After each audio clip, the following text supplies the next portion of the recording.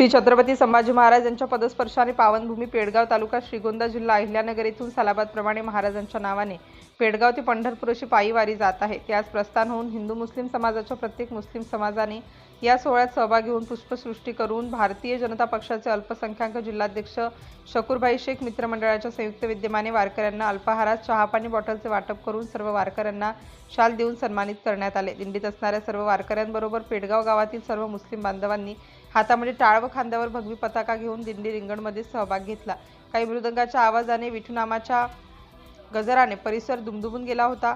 सरपंच इरफान भाई पीरजादे, शकूरभाई शेख, अंसार शेख, इरफान काझी, जुबेर शेख, बशीर चौधरी, इब्राहिम शेख, मोइनुद्दीन शेख, ताहिर शेख यांच्यासह अनेक मुस्लिम बांधव मोठ्या संख्येने उपस्थित राहून दिंडी प्रस्थानाला बहुमूल्य असं सहकार्य केलं।